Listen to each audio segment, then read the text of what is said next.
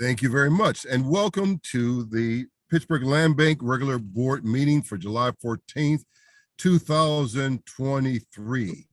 The first order of business is roll call. Sally, will you please call the roll?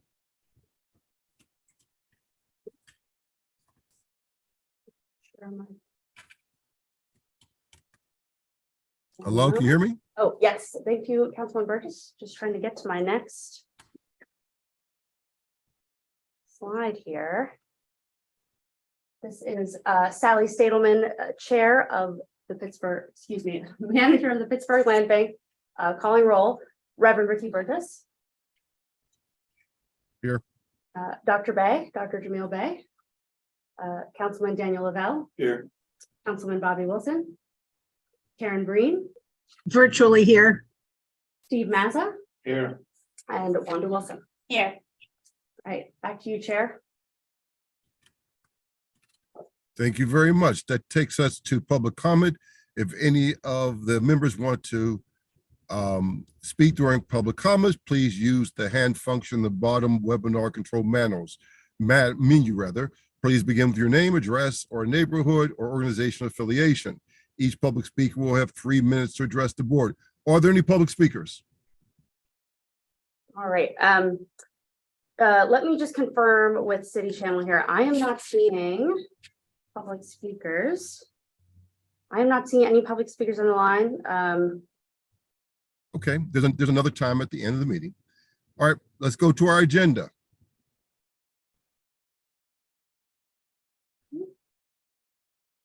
Apologize.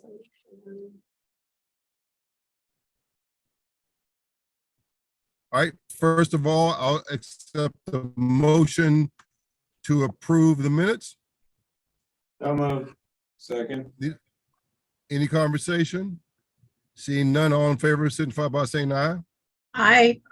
Abstain. Opposers, nay. They're approved. Next brings us to the financial report. I need a motion to accept the financial report.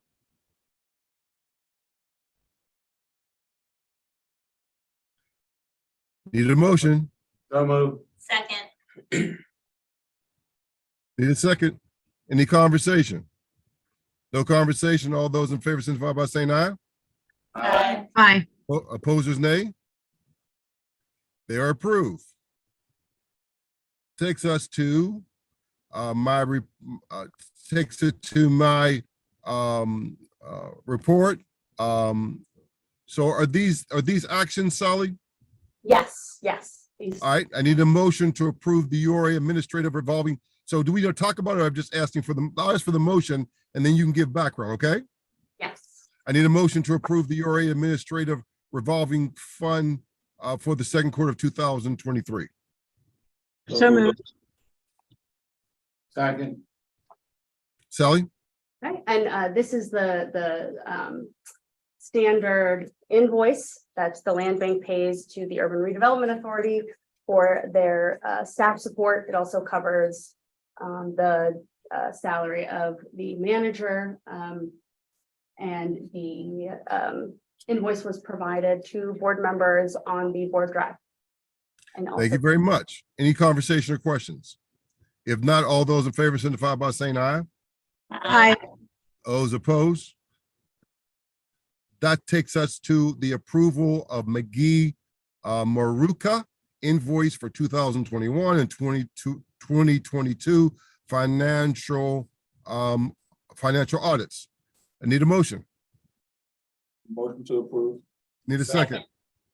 Any conversation about the audit? If not, all those in favor signify by saying aye. Aye. Opposers, nay. The next item brings us to there will be no meeting in August. We will be on recess and I need a motion to make that official. So I need a motion for us not to have an August meeting, but to catch up in September. Is there such a motion? So moved. Second. All those in favor signify by saying aye. Aye. Opposers, nay. That brings us to Sally, in your hands. thank you, Chairman. Some quick updates on some approved sales. The land bank staff is working diligently to close on 243 Meadow that will be sold to the Urban Academy of Pittsburgh, used as green space and campus expansion. And recall, this property was approved through our non-competitive disposition process. Secondly, we are also diligently working to close on 3 parcels to be sold to the Hazelwood Initiative to build publicly subsidized affordable housing. Also, these 3 parcels were sold through our non-competitive disposition process as they are going towards affordable housing units. Those are our sales updates. Back to you, Chairman. All right, continue with the legislative updates. All right, so recall there was legislation submitted to City Council in May of 2022 proposing an amendment to the existing tri-party agreement between the URA, City, and the Pittsburgh Land Bank. This amendment creates a process for the land bank to request and receive property out of the city's inventory. A post-agenda and public hearing both called for to move the bill forward. On June 13th, the post-agenda was held, and we are very happy to announce that the public hearing has been scheduled for July 20th. That is next Thursday. The hearing will be at 10 a.m. In person in council chambers, which is the 5th floor of the City County Building, 414 Grant Street. There's also an option to attend virtually. Residents interested in speaking at this public hearing can visit the city clerk's website to register to speak. They can also call the city clerk 412-255-2138 and must register by 8:30 a.m. The day of the meeting. Written statements can also be submitted at city clerk's office at pittsburghpa.gov. I'll pause here for any questions on the tri-party update.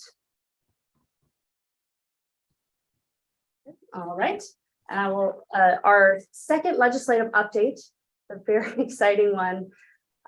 So recall that amendments were presented at the State House and Senate at the beginning of the year to amend the municipal claims and tax lien law. What these amendments do is make the sheriff's sale a more efficient process, make it easier for land banks in Allegheny County to more efficiently access vacant and abandoned property. And we are so pleased to report that those amendments were passed and they were signed into law by Governor Shapiro and will go into effect in early September. There's a great press release put out by the mayor's office. And of course, we want to take a moment to thank Senator Wayne Fontana, State Representative Sarah Namarato, State Representative Emily Kincaid, who introduced the bill in the House. We want to thank Mayor Ed Gainey and Chief of Staff Jake Wheatley, as well as the Urban Redevelopment Authority, Grounded Strategies, the Allegheny County Office of Economic Development, the Tri-Cog Land Bank, the Greater Pittsburgh Chamber of Commerce, the Housing Alliance of PA, and the Pittsburgh Community Reinvestment Group, also known as PCRG. We thank its staff and its membership for their support of this bill. Now I'll also pause for any questions or comment. All right. And that's the conclusion of our legislative updates. Okay, now we move to presentations. I believe we have 2. Yes, and let's pause for 1 minute because I can see here that our director, Dr. Bay, is joining us. Hello, Dr. Bay. All right, and with that, I will introduce Howard Slaughter and Winnie Brandon. Thank you very much. Good afternoon, everyone. My name is Howard Slaughter. I'm the president and CEO of Habitat Pittsburgh, along with our expert consultant, Winnie Brandon. Not here to discuss how or why, but more importantly, Habitat is an organization that wants to be a partner in moving forward to make a difference in the city of Pittsburgh. We are part of the solution. We also want to share some perspectives on what is working and what can occur by establishing partnerships with Habitat Pittsburgh and other similar like organizations. Habitat Pittsburgh has worked to provide homeownership for families in Pittsburgh and Allegheny County for 37 years. We are the largest Habitat affiliate in southwestern Pennsylvania. We have invested millions of dollars in home ownership, rehab, and home repairs. Not too long ago, we received a gracious, unrestricted grant from Mackenzie Scott for $2.5 million to continue to build and rehab more homes, which we plan to do and invest that money in the city of Pittsburgh and in Allegheny County.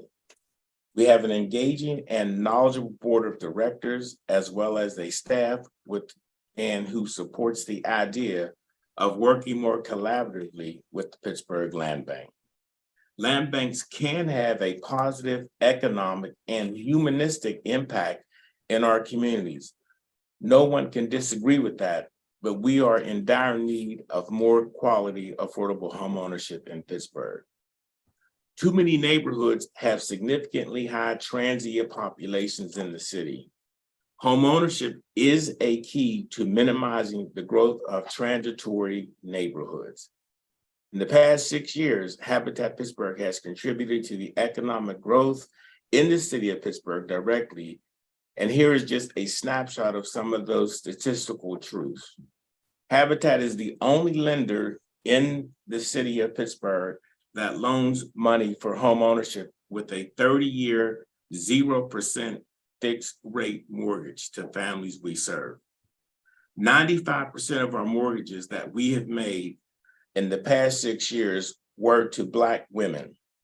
We built a number of homes in Homewood, a number of homes in the Larmer community and other areas in the city, including the Hill District.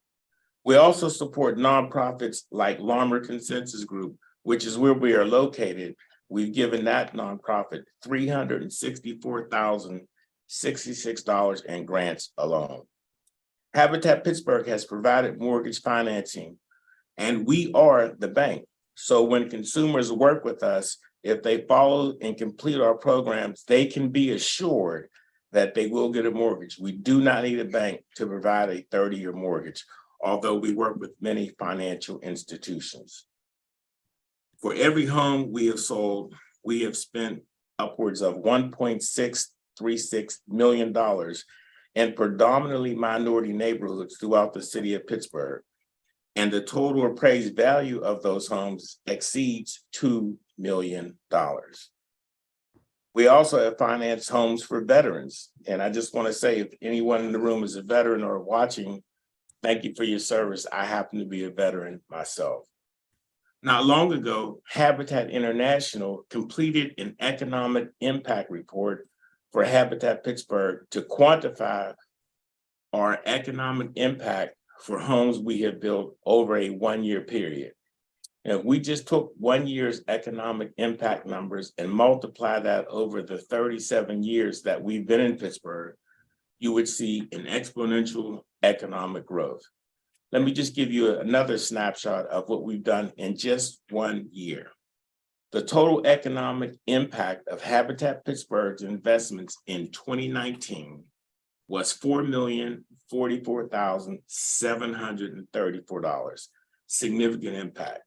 The dollars injected into the economy for every dollar invested by Habitat was $1.76. Local and state taxes paid $137,139. Habitat Pittsburgh supported 33 jobs that year, generating $1.69 million in wages paid into this local economy. Habitat Pittsburgh invested $2.292 million in operations, construction, rehabilitation, and renovation. The industries impacted by our work were consumer business, single-family residential structures, food, housing, real estate sales, and property management. It is our hope and desire to work with Pittsburgh Land Bank futuristically to positively impact neighborhoods which are laden with blighted homes and lots, causing more disinvestment, albeit this can all be turned around by working together more collaboratively in the neighborhoods in which we all do business. One of Habitat Pittsburgh's big pushes Big push is to provide opportunities for homeowners, and in particular for more Blacks. We are at the bottom rung of homeownership in Pittsburgh when it comes to African-American homeownership. The homeownership rate for African-Americans is 31.4%, while for whites it's 72.8%, Asians 45.3%, American Indians and Alaska Natives 45.5%. So much has to be done to correct that statistic. Whites on average also have 8 times the net worth of African Americans. We want to make sure that with homeownership, we know that can change.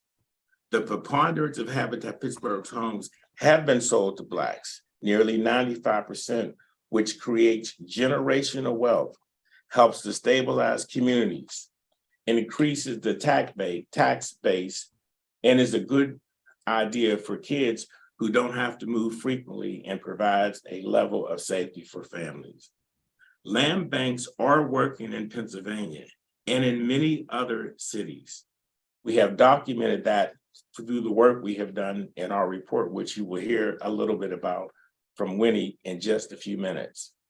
Recently, I want to share Greater Cleveland, who we also spend time with assessing what they have done, and the Cuyahoga Land Bank partnered to build or rehab 40 homes, which Habitat Cleveland acquired from the land bank at a price of about $400 to $500 per home. So far, the land bank in Cleveland has sold or supported 89 Habitat Cleveland properties. In Pittsburgh, Habitat Pittsburgh would be happy to partner with the Pittsburgh Land Bank so we can also rehab and build affordable homes for families in need of home ownership. Here in the city, we think that is a workable and doable relationship. I just want to say that the work we have done has been impactful, and our work just provides an opportunity for you to see and to hear how land banks can and do work together. That's something that's very important. And one of my favorite quotes I'll end with that I like to say is a quote from somebody that you all know. His name is Henry Ford. His quote is, "Whether you think you can or whether you think you can't, you're right." And that's the point. We think together, we certainly can. So thank you for allowing me to give you just an opening, and I'm going to pass it to my colleague, Winnie Bratton, who was our consultant on the work we have done with land banks. Winnie, thank you for coming in Sure. from Philadelphia. Thanks, Howard. And thank you all for giving us a chance to share the report with you today. A little bit about me, which will be real quick. I work through the Housing Alliance of Pennsylvania, which is a nonprofit organization that is very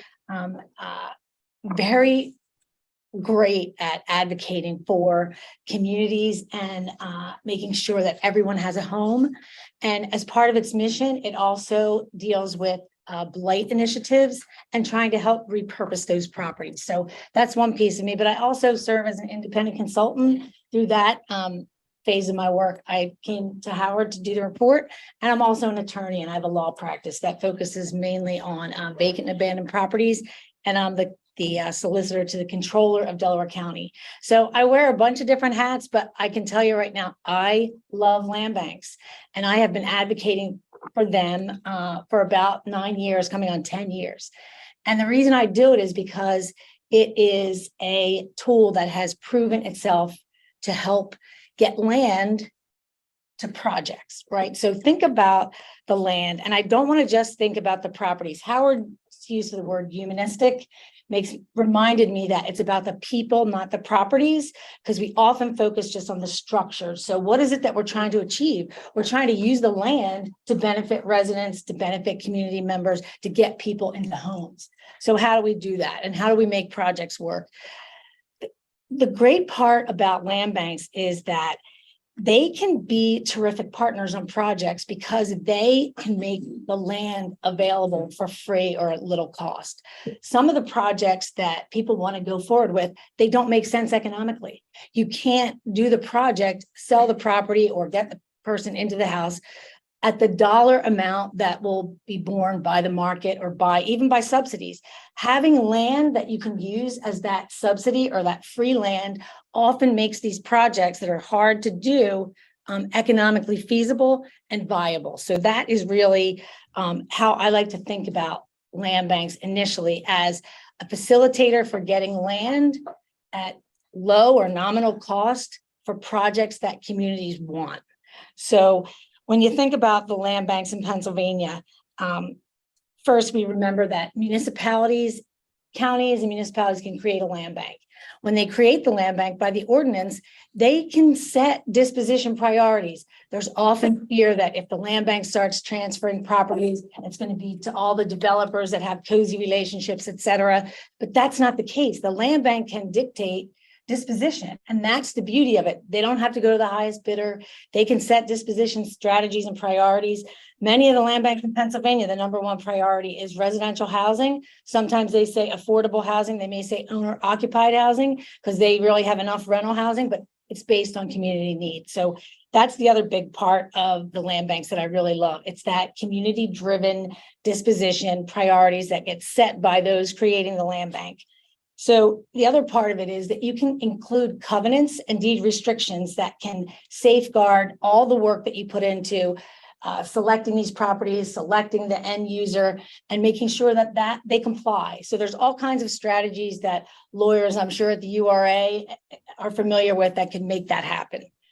So if you want to go to the next, let me just say here for a second. So I was so happy when Howard contacted me to do this comparative analysis, because I've seen the work that Pennsylvania's land banks are doing, because I serve through the Housing Alliance as the senior advisor to the Pennsylvania Land Bank Network, which is this loose group of all the land bank leaders and staff across Pennsylvania who get together to share best practices so they don't have to reinvent the wheel. It's really been an incredible experience for me. And in my work, in that role, I've seen the work that land banks are doing. And there's a couple that I pulled out that I thought would be useful to take a look at, because they're succeeding. They're not perfect. And I'll start out by saying that this is hard work. They're not perfect. So in Pennsylvania right now, there are 38 land banks. 23 of them are like Pittsburgh's. It's created a separate agency that is the land bank. And then there's 15 that are redevelopment authorities that have been designated to act as the land bank. And they're dispersed across Pennsylvania. If you want to go to the next slide, there's a list of all of them there. And this is chronologically. So you can see the last one that I'm aware of that was formed is a multi-municipal land bank in Lower South Valley Land Bank over on the eastern side of the state. So again, some are multi-municipal, some are county-based, some are municipal-based. And that's the beauty of our law. It's very flexible to meet the community's needs. Next slide, please. So the Tricog Land Bank, which is one of your close by neighbors, what I really respect about the work that they've done is that they were students of land banking from the beginning. They are multi-municipal. They have 28 municipalities, 6 school districts in Allegheny County as members. They partner with nonprofit housing groups like Rebuilding Together Pittsburgh and City of Bridges Land Trust.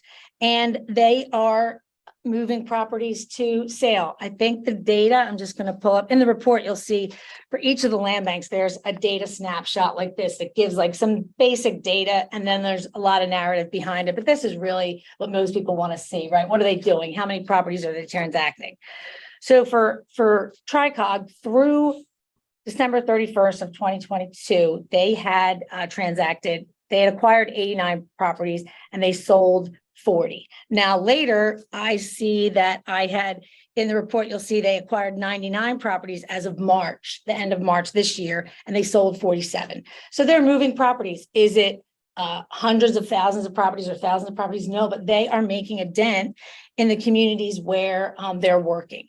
And the other couple things I want to mention about Tricog is that they started with studies. They did, if you haven't seen it, there's a cost of blight study that the Tricog group did that really laid the groundwork for why do we even need a land bank? Like, this is some tool. We have a redevelopment authority. We have all these other entities, but that study just showed what municipalities were already spending on blight. So why are we not spending that money to really repurpose and reimagine these properties?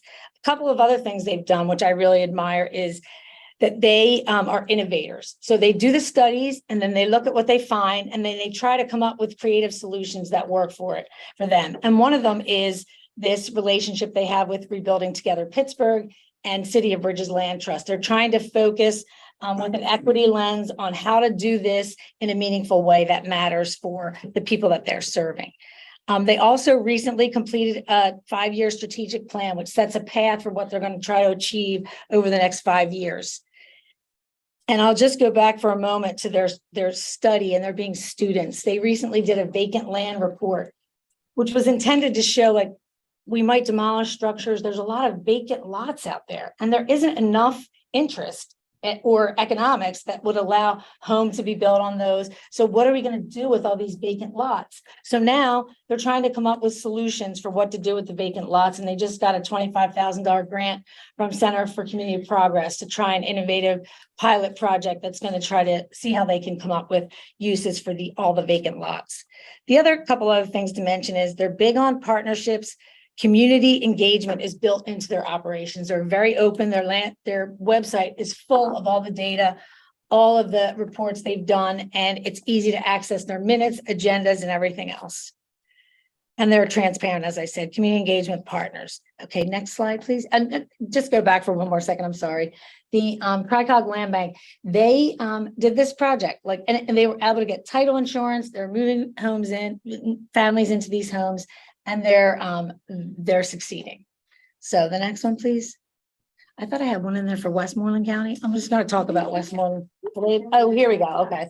So Westmoreland County is another neighbor of yours. And they also, I admire them and wanted to look further at their work. Over there, the Redevelopment Authority actually runs the land bank. And they have an MOU, a memorandum of understanding for staffing. They have fully integrated the land bank and the redevelopment authority to the point where they just released a 5-year strategic plan that is focused on both of those entities working together to reimagine and recycle vacant land and vacant properties in Westmoreland County. They are using ARPA funding for a lot of demolitions. There's 500 properties that the redevelopment authority is moving forward in a range of municipalities in Westmoreland County.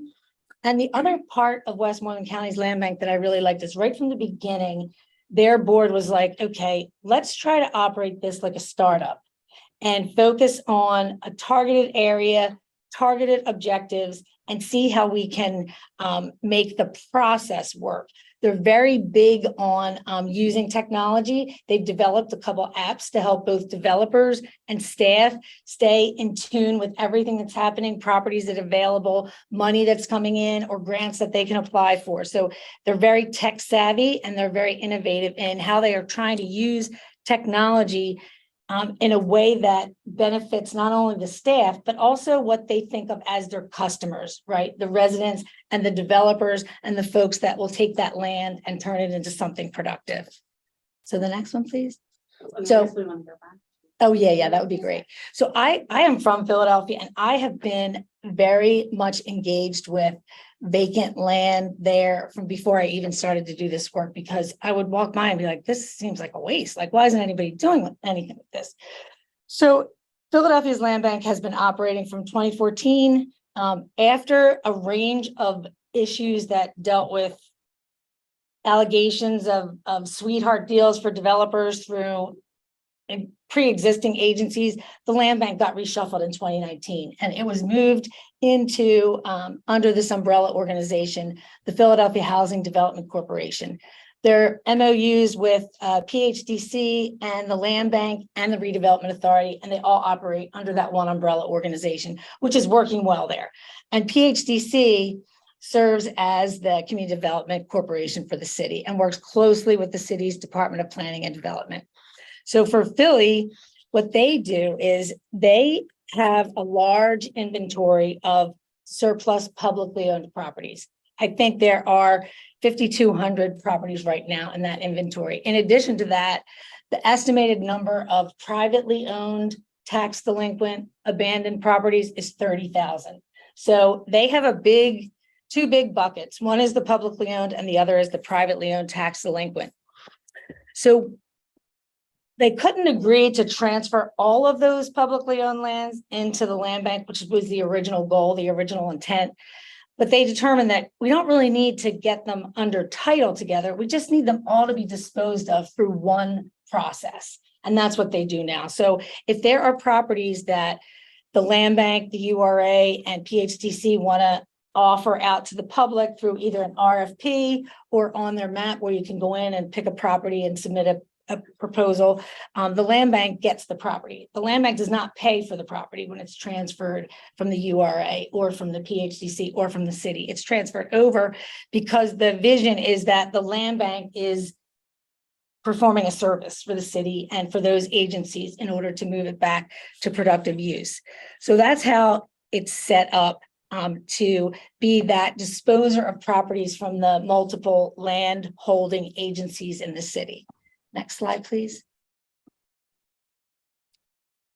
So this is the one project that I really enjoy talking about because it was a combination of and a collaboration among council, the land bank, and PHDC.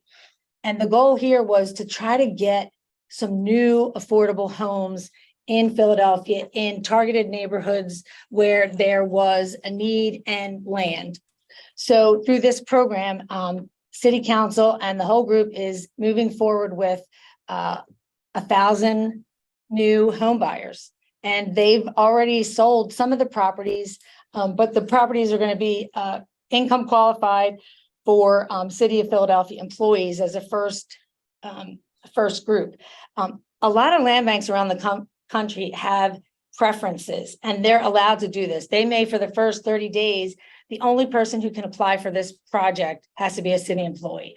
Or for the first 30 days, the only applicants can be people that are going to be the actual owner occupants, so that you can try to direct the end users that you want to these properties. A lot of neighborhoods, there are families that have been there for decades. They want their kids to be able to buy and live in the neighborhood. So I've also seen land banks do that. If there are family members that live in this area or have suffered through the blighted properties over time, let's see if we can create a program that allows those folks to apply during a set period. Now, if nobody applies, then you open it up and you see, but you can keep restrictions on who can buy and how it can be disposed, so that the end users and the use at the end is in line with what your goals are. How is it financed? There was a $400 million bond issue that this is part of. And it is, I'm happy to send you the details about how that was broken out, but it was a very, and that was maybe a year and a half ago. And now they're spending the money now to get this work done.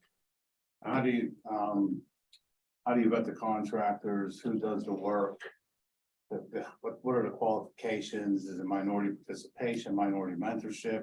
Yeah. What's included? Yeah, all of that is part of it. But I'll tell you what they did. They issued RFPs for sites in different neighborhoods in the city. And then those who wanted to bid on the project, they would have to submit a proposal. And in that proposal, there are certain minority development requirements. There are also the same kind of like workforce training initiatives that are part of all of these agencies and their work. And in another slide, I don't know if I included this, but there is also a fund in Philadelphia. I got to remember what the name of it is, but there's a special fund that's been created for Black and brown developers so they can have access to projects like this. And that has been really well received. So thank you very much for your presentation. Is there anything specific that you want to ask this board of directors?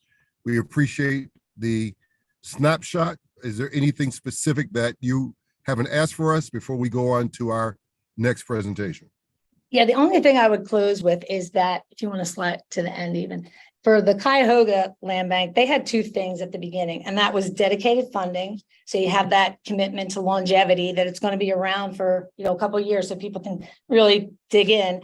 And then the last is that pipeline of distressed properties for little or no cost. Those were the two key factors that led to the success of that land bank and continues to lead to its success. So the report lays out in much more detail all of the stories of these land banks. And then these are really the key points that I found at most of the land banks that are featured in the report. Councilman, let me just answer your question specifically. Thank you for the question. Habitat Pittsburgh wants to find a way to partner with the land bank so we can build and rehab more homes in the city of Pittsburgh. We have Okay. funding to do it and we're ready to do it. And we need to figure out a way to make that happen. We will make that happen, Doctor. You have my, and we'll do that quickly. Okay? Yes, sir. Thank you very much, Councilman. You're welcome. Sally, next presentation. One quick follow-up question, Rev. When you say you have funding to do it, can you speak a little more about that?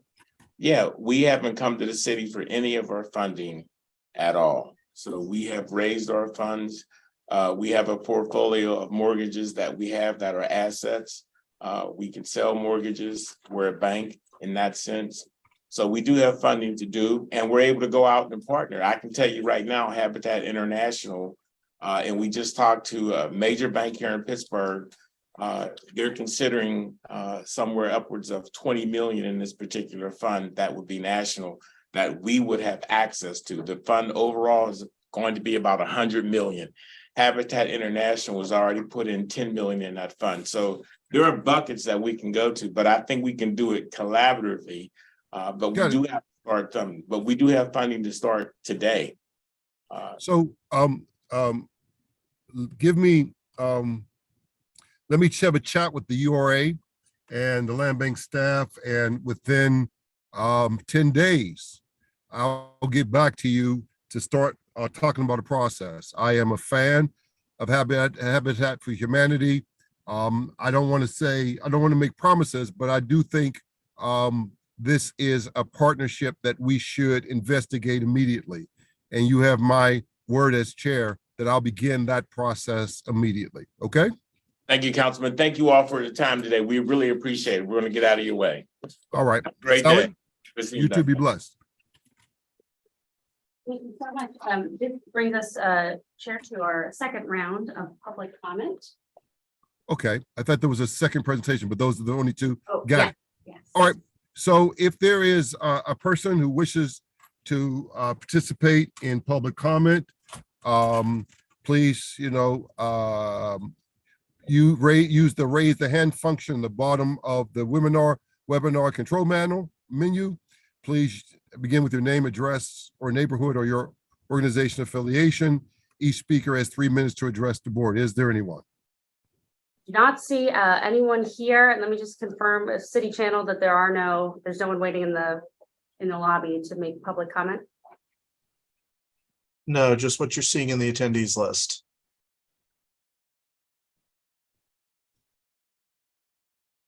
Okay, if there's none, I appreciate the presentation that was made. I think that it is something that we can consider very seriously moving forward. Is there any conversation from board members? If not, take a motion to approve the minute. To adjourn the meeting. So moved. Second. All those in favor signify by saying aye. All right. Opposers, nay. We are adjourned.